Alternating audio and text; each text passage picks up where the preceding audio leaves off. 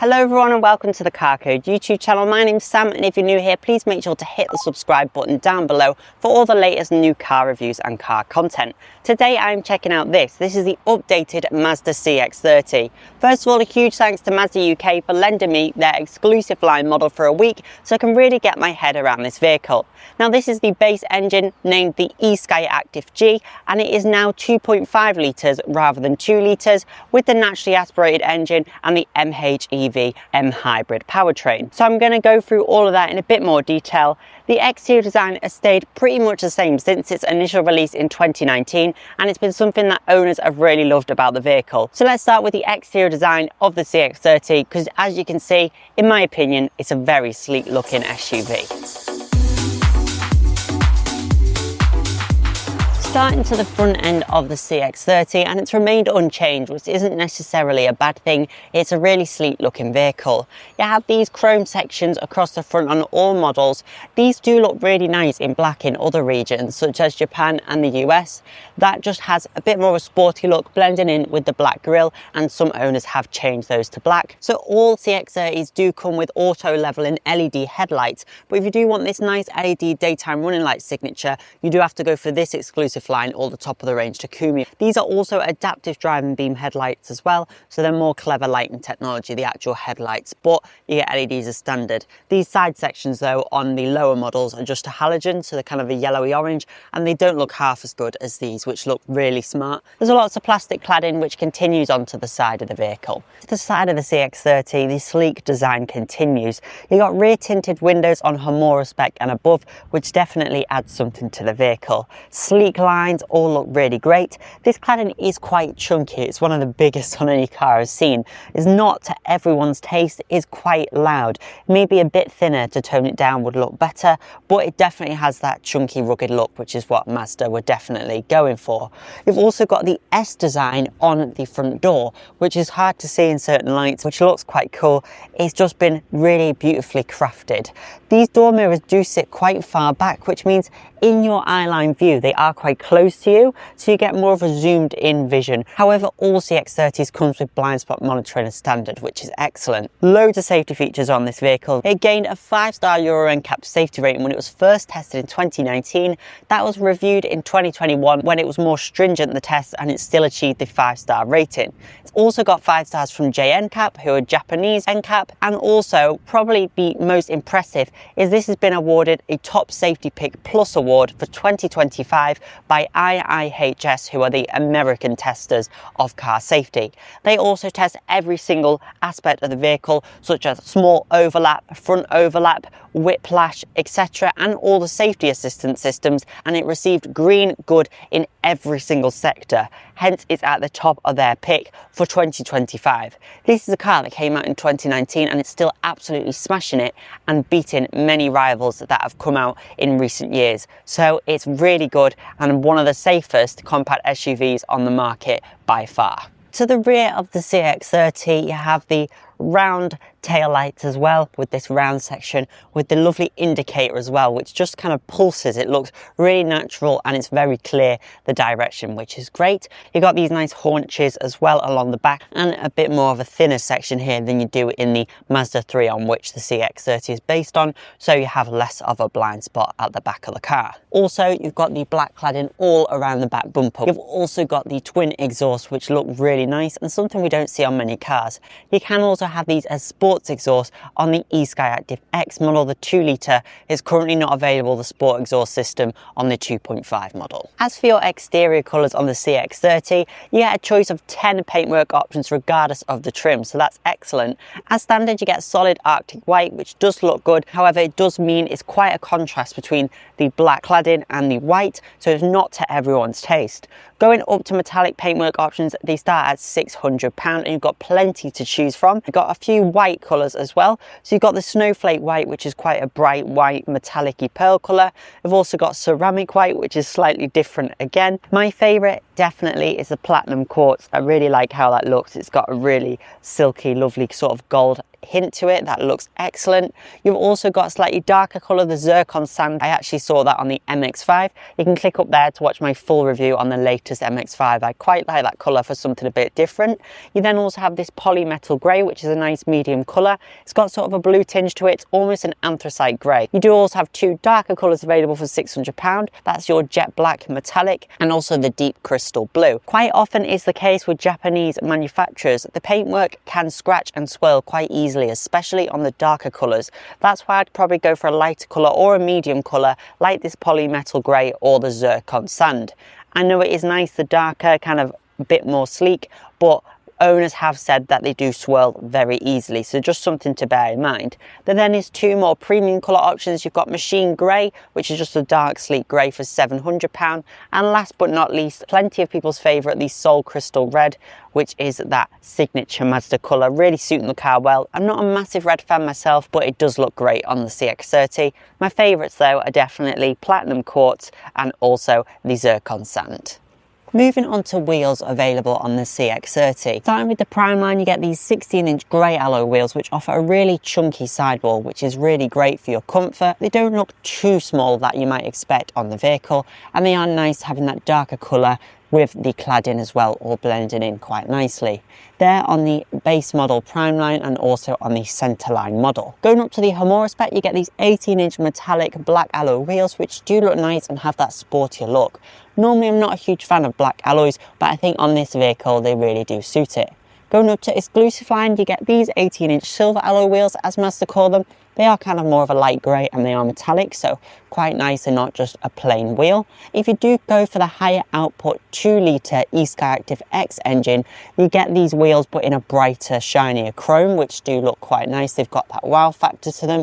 And last but not least, going up to Takumi models, you get the same 18-inch wheels as on this 2.5, and then again on the 2-litre, you get the brighter chrome wheels. So really nice wheel options. It would have been quite nice to see a two-tone diamond cut look like we got on the MX-30.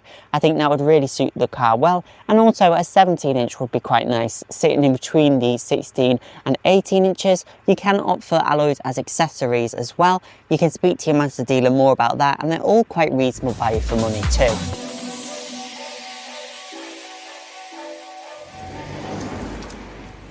Okay, so now time to drive the CX-30. This one with the 140 PS, 138 brake horsepower, 2.5 litre naturally aspirated engine, named the e-Skyactiv G. So it replaces the previous e-Skyactiv G engine, which was a 2-litre. That means on this manual model, the 0 to 62 time has gone down to 9.7 seconds from 10.6 seconds on the previous standard engine, and a peak torque figure of 238 newton meters at 3,300 RPM instead of 213 newton meters at 4,000 RPM on the previous 2-litre version. So that's really good. Let's have a look under the bonnet of the CX-30. So unfortunately, it's not on a hydraulic, it's just on a normal strut. So under the bonnet, you'll find this is the normal engine, the e-Skyactiv G. It used to be a 2-litre, but now it's the 2.5 litre. You can go up to the e-Skyactiv X engine, which stays the same as it was previously. It's the 2-litre naturally aspirated engine with 186 PS, 183 brake horsepower. That gets you from 0 to 62 in 8.3 seconds.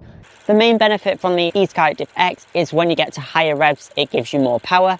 This at low revs compared to the other engine, they're very similar. If you do want all-wheel drive, that is also an option. You do have to go for the top of the range Takumi spec to do so though, and that's with the e-Skyactiv X rather than this e-Skyactiv G model. You can have a 6-speed manual as standard across the range, and you can also opt for an automatic. 6-speed auto is just a traditional automatic, but the manual is actually quite nice. It's very engaging and very smooth, so it's definitely what I'd go for on the vehicle. They've all got the mild hybrid M-hybrid system from Mazda as well, which helps the system, such as air conditioning, things like that. And it's also a great help in the stop-start system, allowing the car to do so more often than a car without this system.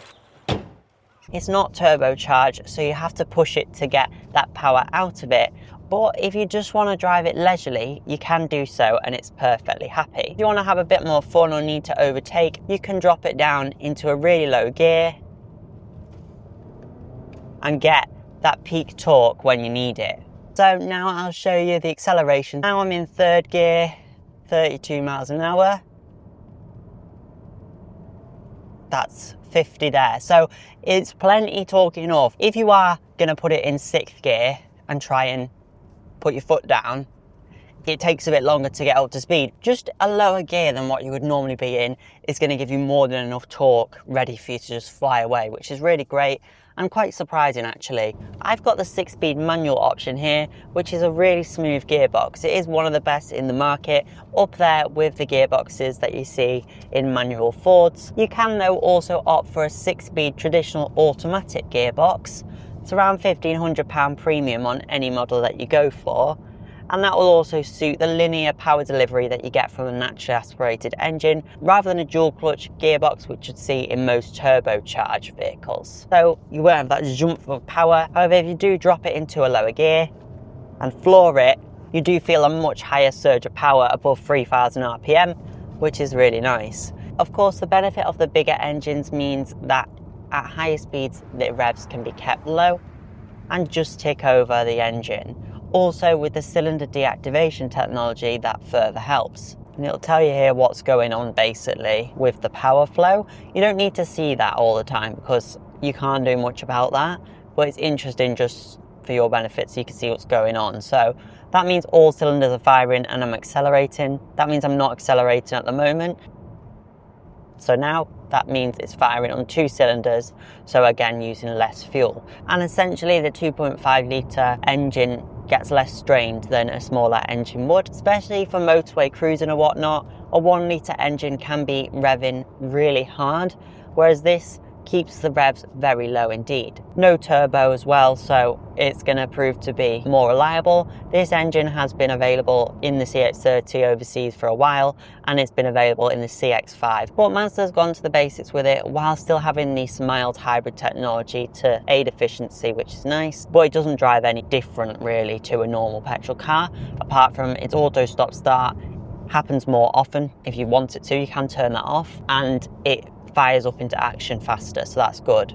Also, what this helps with is if you've got your aircon blown on a hot day or whatever, that can use some energy, so mean you won't be as fast, and it's obviously going to use some fuel, whereas it runs off the hybrid system, so you're going to be a bit more efficient. The general regen when you come off the accelerator is not as strong as on a Ford mild hybrid system, so like what you'd find in the Pumas and the Focus, but it is recouping that energy. It's more of an auxiliary system to help with your air conditioning. It also helps start the vehicle with the intelligent starter generator. That means when you put your foot on the clutch, once the vehicle has stopped, it'll start up in 0.4 seconds. So very seamless in town and city driving situations, with it stopping automatically and then starting like that. We're on the 18-inch wheels on this exclusive line model, which can be quite firm over some certain potholes, etc. It does jump a little bit. If you do like the smoother drive, you'll probably prefer the 16-inch wheels that you get on the lower down models. Mazda have also done a bit of work to reduce the noise, vibration and harshness on the CX-30. I've not driven the vehicle before these changes have been made. To be honest, it is quite refined and smooth on the road. This will be further better with the 16-inch alloys that you get on the Prime line and Centerline vehicles. It corners really well and doesn't roll too much in the body either, so that's really nice. These pillars do give a bit of a blind spot, but they're not too bad. There's definitely worse.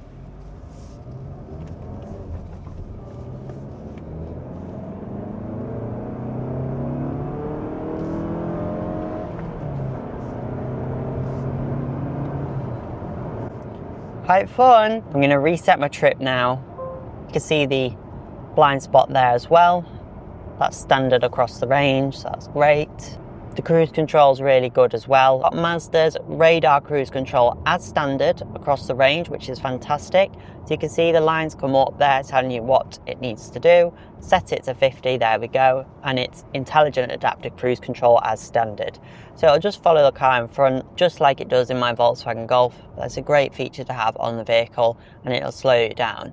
It'll also tell you still if you need to change gear in the manual. It's nice as well because quite a lot of manufacturers, if you have a manual transmission, they don't allow for adaptive cruise control, and it's such a good cruise control system actually that you could use it quite a bit, quite happily, keeping that distance from the car in front. And it also comes up on the heads-up display just to let you know. That's nice as well, so you can see my cruise control is that green line and the speed limit is that red line up there. So efficient and so quiet.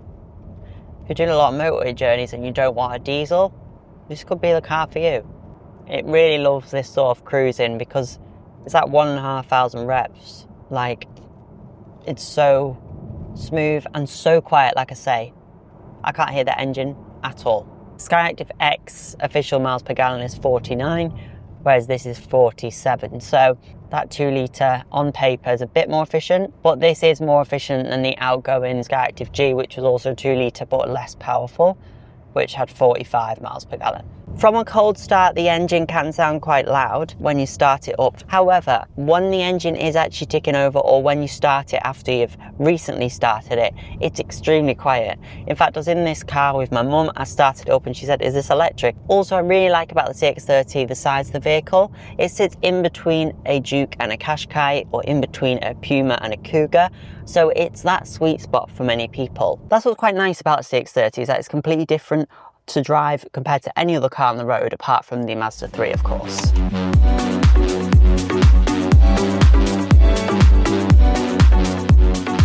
And how about inside the CX-30? Well, not surprisingly, it's very ergonomic and quite premium feeling, as you see a lot of the time from Mazda. You've got this fully round steering wheel, which in other manufacturers I'm not a big fan of, but as Mazda offers this across the range, it's quite nice. It looks good. It's just very Mazda. You've got the round centre with the Mazda logo in there as well. I also really like the fact that the indicators are not too far away from the steering wheel, so they're very ergonomic. The Honda ones can be quite far away and quite chunky, so these are much better. Some standard features across the CX-30 range include the heads-up display, the 7-inch digital colour TFT display in the middle there as well. So here you can see the colour dial in the middle, which is digital, and then the analogue dials either side. Some people say this is old school, but I really like it. I think it displays everything you need. And this 10.25-inch central infotainment screen as well, standard across the range. This screen is all controlled through this dial down here, so it's very analogue, but I really like it. It allows you to keep your eyes on the road. It's very like a BMW iDrive system, so I really like this. You've also got your volume control. You can skip tracks or radio stations by moving side to side, obviously up and down the volume. That's really great. Now, this screen is actually touchscreen when connected with Apple CarPlay or Android Auto. However, it's a little bit of a reach to get to, so you can still use the dial, which is what I would generally go for. This has got the wireless charger fitted, and then you've got the cup holders down here. Heated front seats are standard on all but the base model, so that's great. You've got dual zone climate control as well, and everything is just so easy to use, which is excellent. Decent sized glove box, which is really nice. Good materials all throughout. In the UK, we just get black now inside, which is more of a premium understated look, I suppose. But in Japan, they've got like a blue and black, or you can have it in brown. And they used to have the lighter interior as well, but it's just black now, which is the most practical. Mazda call this the premium fabric. I don't know if I'd describe it as premium, but it's definitely hard wearing feeling, and definitely better than what we've seen 10 years ago from the brand. On Homura, which is your sportier model, you've got red stitching on the seats as well, rather than this light grey. So just something for a little bit more of a sporty edge, which is quite nice. These cloth seats are very comfortable, extremely ergonomic, which is great, including the tilt function of the base. So you can have it more tilted up, or you can have it more flatter. So that's really nice. I quite like that for the underleg thigh support. If you do want leather trim, you can go up to Takumi, that gives you that, or you can opt for leather on this exclusive line model in the luxury pack, which is £1,500. You do have to be in the e-Skyactiv X higher powered model to go for the luxury pack, and it has to be exclusive lines. But these fabric seats are very nice. I prefer fabric generally to leather, and these are not too bad. Like I say, they feel quite hard wearing, so that's nice overall, and in the summer they'll be cooler than the leather seats will be. Also, another nice feature which you didn't always used to get is the height adjustable passenger seats. Quite a lot of Japanese cars just get rid of this, which can be a bit of a shame. So in the Hondas you don't get it in any model, which is a shame, but this is nice, so your passenger doesn't have to be in the footwell. Some other nice features are obviously the electric boot opening from inside the vehicle. You can also mute all your safety assistance with the touch of a button, which is really nice. a little coin holder down there as well, so plenty of storage. Down here is all gloss black, which is a bit disappointing. I thought Mazda would do something a bit different. Maybe when this gets updated or when a new CX-30 comes out, I can imagine them going more to like the wood that you see in the new CX-80, or maybe something more like this chrome would be nice. As this is the exclusive line, it does have the Bose premium surround sound system with 12 speakers, which is a really nice system to have on the vehicle. It's also on the top of the range Takumi model. You've got your front and rear sensors that come up the screen really nicely, and your rear camera as well, which is nice and clear, so that's really good. The standard model just has rear sensors, and above that you've got this system, and then on Takumi you got 360 cameras, which is nice. Quite a clear system. The only kind of bugbear I have with the sensors is they can be quite late to come up, only coming up at the last moment, but if you do reduce your speed enough, they will come up.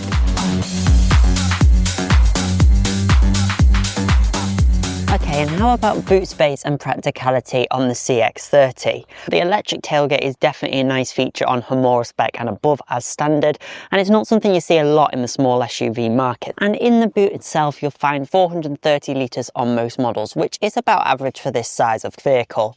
The T-Roc offers a bit more at 445 litres, and the Formentor again at 450 litres. However, on exclusive line and Takumi, as this has got the 12-speaker Bose surround sound system, the boot space goes down to 422 litres, which is identical to what you'll find on the Nissan Juke. It's much bigger, however, than the 315 litres you'll find on a Subaru Crosstrek. Under here, you can see you've got your subwoofer for the Bose sound system and a tyre inflation kit in there, but you've still got plenty of space under there. You can also opt for a storage solution which flips up and gives you a bit more practicality. It's over £400, but it looks like quite a clever solution for the boot on the vehicle. There's a little bit of a lip down, but it's not too bad at all. I'll show you how the seats fold flat now. So you can see it is pretty flat, the boot. You've got a little bit of a lip, but then this is covered with the Velcro section, so it is quite smooth, not too bad at all. Like I say, you can opt for that storage pack solution, but it's pretty practical anyway, and I think this is a good size for most families. It's obviously bigger than the standard family hatchback will provide. As for your rear seat practicality, this is my driving position. I've got loads of knee room actually, and headroom isn't too bad either. There is some boxier SUVs that do give you a bit more headspace, but this isn't bad at all. Unfortunately, there's no USB outlet at all in the back. However, there is the 2 air vents, and there is a pocket on the back of the passenger seat, not on the back of the driver's seat. So features in the back aren't the best. You do have this central armrest, which is good quality, with the 2 cup holders in there. That's nice and comfortable. I really do like that. Try the middle seat out. Okay, there is quite a big hump here, and the back is a little firm. It's not too bad. Your ISOFIX points are unfortunately the removable ones like that, so you might lose those, but other than that, it's not too bad in here. Even with the rear tinted windows, it's nice and bright in here thanks to the light headlining, which is really nice to have in the vehicle. It does feel nice and airy in here, not claustrophobic at all. These seats aren't too bulky. It's not too bad in the back. The seats are nice and comfortable. Just be nice to have somewhere to charge your phone in the rear. I do really like as well that Mazda have implemented the push to open fuel flap rather than having a lever you need to pull inside. Then obviously when you fuel it, you can pop the cap in there and it will hold for you. And it's just normal petrol it takes, so it doesn't need the premium stuff. Although I am clearly quite taken by the CX-30, there is a few things that I don't like about the vehicle, such as the handles, which are very snappy when you let go of them. But I have learned how to deal with this. You just hold it, and then if you just do that, it doesn't snap back. But it can be a bit annoying. The back doors do the same as well. And the door slam does sound a bit cheap on the back doors, but that's a little minor thing. And how about the trims available on the CX-30? Well, there's 5 in total to choose from. It starts off with the Prime line, which comes with 16-inch grey alloy wheels as standard. It comes with a heads-up display, the 7-inch colour TFT display that you get across the range, and rear parking sensors. Centerline adds a few extra features like the front sensors, the rear view camera, the heated front seats as well.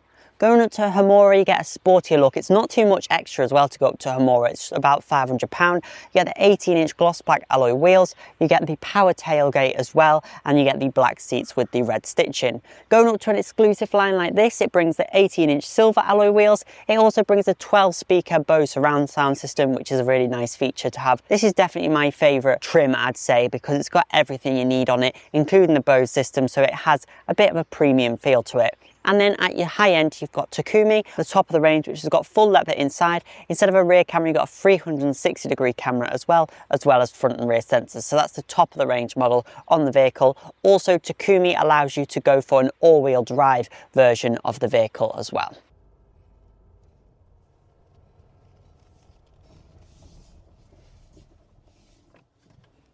So then, what are my thoughts on the Mazda CX-30? Well, I've really enjoyed my time with this vehicle. It's a good job Mazda didn't deliver one of these in platinum quartz or zircon sand, because they might not have been getting it back. I've really enjoyed driving this car. It's definitely different to what else is on the SUV market, and price-wise, it's really competitively priced. This exclusive line, for example, with the optional paintwork, is just under £30,000.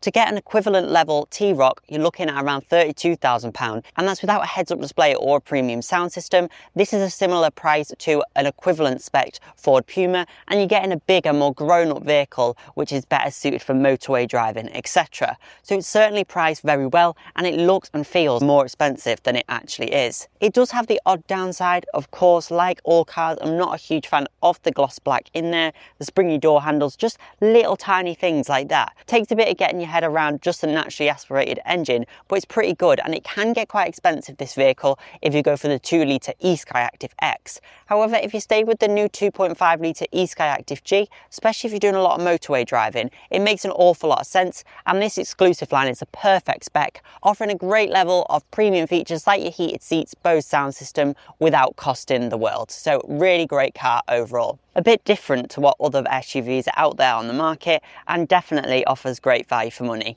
If you like new car reviews, make sure to hit subscribe down below, and I look forward to seeing you in my next review.